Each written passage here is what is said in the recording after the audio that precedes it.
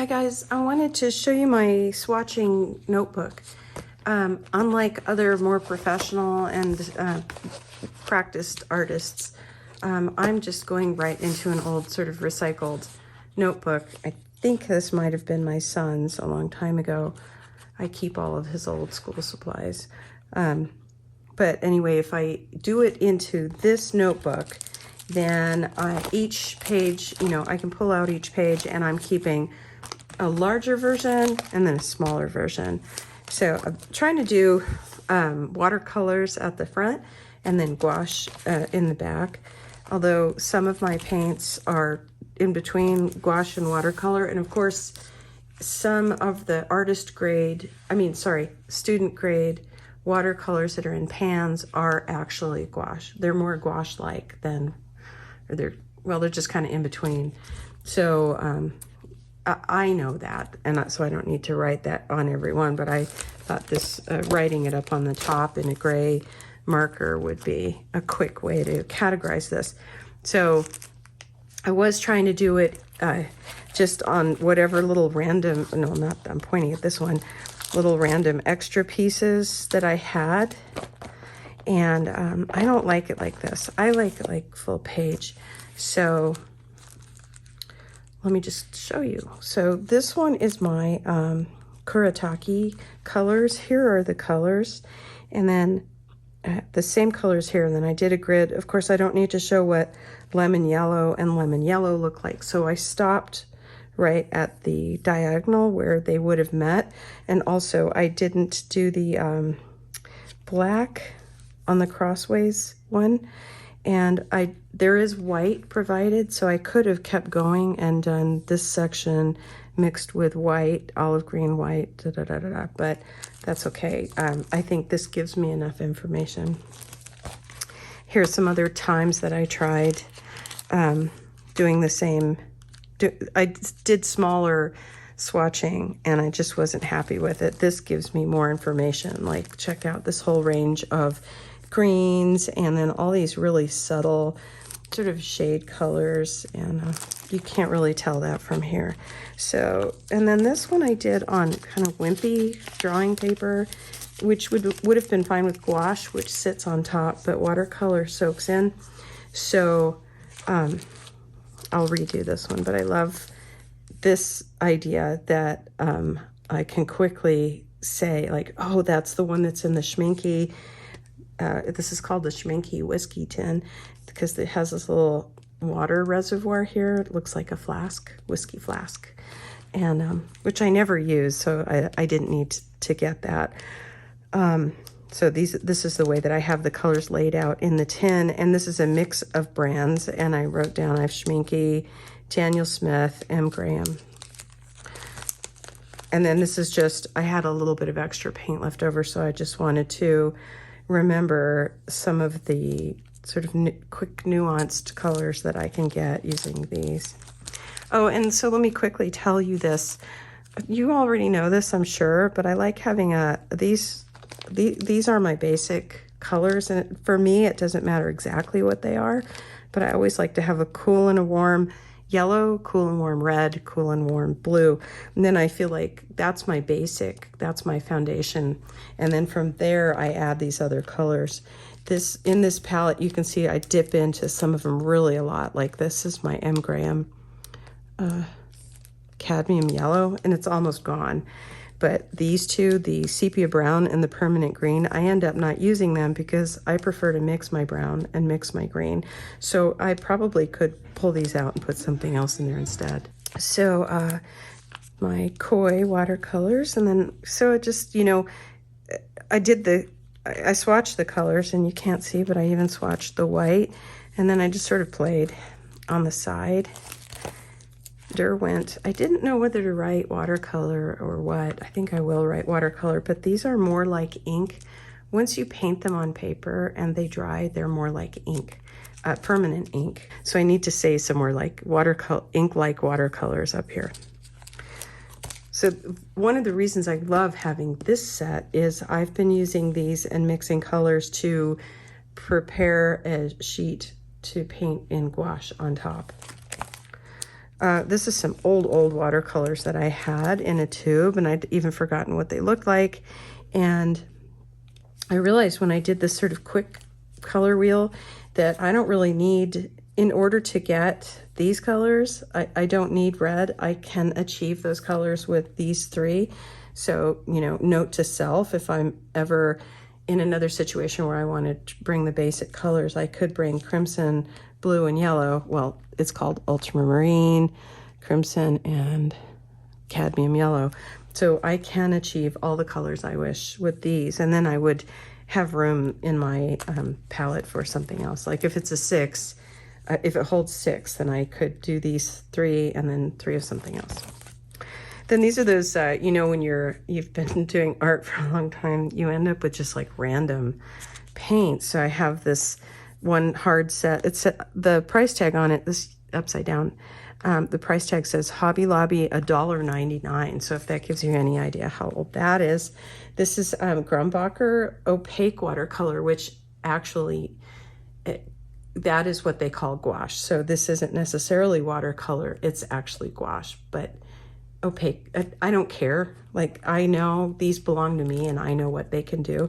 But what's nice about opaque watercolors is it, especially if you mix a tiny bit of white in, you can paint light on top of dark, which you cannot do with watercolor. So this might be a nice set to just sort of, this is a little tin plastic container.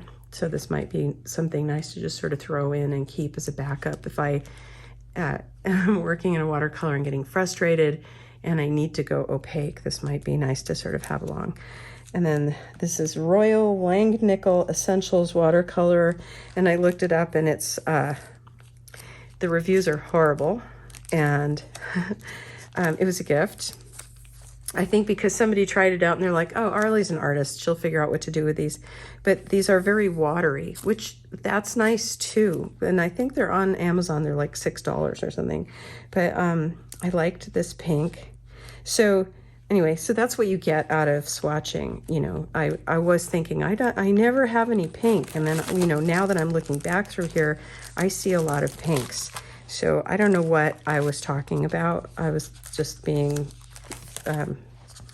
purposely helpless. So, but yeah, so I like this pink. I like this one too, but this seems like it would be really handy. All right, so on the pages, this actually, I did this on the back of something else that I had messed up. So I put a piece of craft paper in here. Let me fix this. To hide the back of the page, but also I'm using craft paper to fill in the page for the smaller pieces until I can take the time to do a full piece. And so I am using them, like this is the full one of this tin, but then I've done this swatch a few times. I've swatched this set a few times on other paper, and I stick it in here, like here it is on warm cold press paper, which is bumpy. So then this one, Beam paints, B-E-A-M, they kind of also ride the line between watercolor and gouache, and I mix and match and I don't care. But you might, if you're ordering from Beam Paints, which I recommend, get on their mailing list so you can get their coupon codes. If you are concerned about that, you need to read the descriptions, whether it's gouache or not. Like, see, here's gouache. This one's gouache. Then there are some that are sparkly. I don't know if you can tell. This one's made out of mica, so I don't know if you would call that gouache or... It's hard for me to show you. Oh, there, you can kind of see it. But it's got that shimmery... it's shimmery, and it really is awesome when you mix it in with... Oh, here's another one of the same color. When you mix it, it makes your paint sparkly. So not only does it darken as an indigo type color, but it adds sparkles. And pebble too. Pebble is sparkly. So yeah, so I'll just use the back if I want to show, like maybe I want to like do a sample of like how many greens can I get? Maybe I'll stick it in back. And then jelly gouache. Oh, this is colored pencils, so that's a whole other section that I need to do. I have other art supplies, of course, so I would like to do some pages of that. This wasn't very well thought out, although in a way, it's almost like it doesn't matter what it looks like when you're done, because for me, it's a form of sort of meditation. And also, this reminds me, I need to put a big sheet in the back of this. But it's just really satisfying to draw. It kind of, it's like warming up your engine, kind of. It's like, oh, I forgot how much I love drawing with these or whatever. So jelly gouache is a funny paint. It comes. They remind me of those when McDonald's had the ketchup packets that you open the little thing from the top and it was a little reservoir and you could dip your fries in. I don't know why they don't do that anymore because they were really helpful. But they come kind of pre-mixed and they're considered kind of like cheapy, but they're actually really fun. Although I was dumb and I bought the largest set, which doesn't travel very well. So I can only use it at home. The second problem is that they will mold. So luckily Colorado's pretty dry and that's not a problem, but what is her name? I can't remember her name. If you message me if you want to know who. There's an artist who paints with these and has some advice. She said you can mix a tiny bit of clove oil into water and mix a little bit of clove into your paints, and that will help with the mold. So what I did was I actually mixed one of my little spray bottles with clove water, and I sprayed clove oil. I put clove oil in water, and I just sprayed them all, and I spray them with clove every time before I put saran wrap over it and then a lid, and I haven't checked them in a while. And then also, although these come goopy, it's sort of the consistency of like sour cream, they do dry, and then you have to go back through and re-wet them. And all the experts and online, they say you should use distilled water, and I never do. I just use regular tap water. But the main thing is that they're cheap enough. It's not that big of a deal if you ruin one or two of your colors, but it is really nice to have these colors pre-mixed, and then you just go for it. And you can also mix them, and I have mixed them with regular gouache, but it's called jelly gouache. And this is the brand name Mia. And this is their little sheet that came with it that I never look at. So gouache is opaque and it sits on top. So this is the same paper here that I used here. See how this, like, it gets the paint soaked in and got messy, but here they sit right on top. I love gouache, and I want to redo this one, and I want to do more of it like a mix to show some of the mixes I've gotten. So these are all of my Arteza. This is the 60 color set, and it seemed like a big splurge, but I use them all the time. They, even when you compare them side by side with the Winsor & Newton, just like if there's a certain color I want, sometimes I'm looking here and I'm like, not quite, and I'll get it from here. So I mix and match. Like if I were to start over, knowing everything that I know now, I would still get the 60 set, and these were hand-picked, but so I'm happy with these, but I would get like a 12 set of Winsor & Newton designer gouache, and that would be my main thing. I don't think I would do the Maya jelly gouache again. So I'm excited because this is going to be my next big page that I'm going to do. And then this is some cheapy gouache that I had, and a lot of them were dried in the tube, and I had to drip water in them and wait and kind of coax them out. And I think I put an X to show that it was so dried out that it would be hard to use. However, when you're an artist, sometimes you want things to be difficult because then that forces you to be creative. So this could be interesting. Maybe I would cut open the tube and empty them out and figure out a way to use them.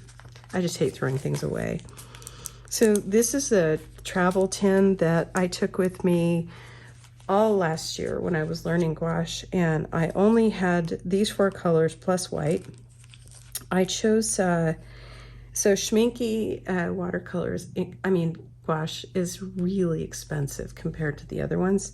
So I wanted to just choose really wisely, and I love this color choice.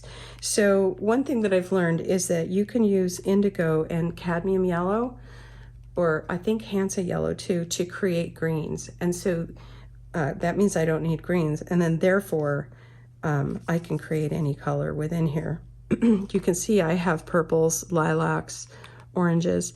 But another thing that I've learned from looking at a lot of videos with people swatching and talking about their palettes is if you are painting the same type of thing frequently, sometimes you want your quick go-to sort of pre-mixed color instead of having to mix it every time. And so I feel like I add sky a lot of times, and I wanted something that I could quickly add as sky. And then also I think of this indigo as a warm blue, so this is a sort of more green type blue. So this is another, I can mix it with the yellow to get some extra greens that I couldn't get this way. So this was my little extra color. So this was the main, this was the base. Always white. When you work with gouache, you want to always have white. And titanium white, or Winsor & Newton calls it permanent white.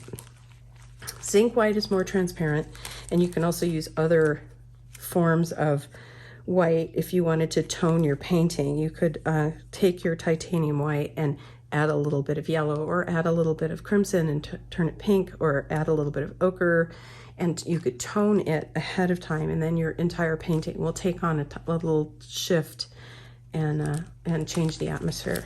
I haven't quite done that. I'm not good at that yet. So anyway, I just wanted to show you kind of where I am, and I'm excited about it, and I hope this gives you some ideas, and I think it might be time to pull these stickers off and put new ones on.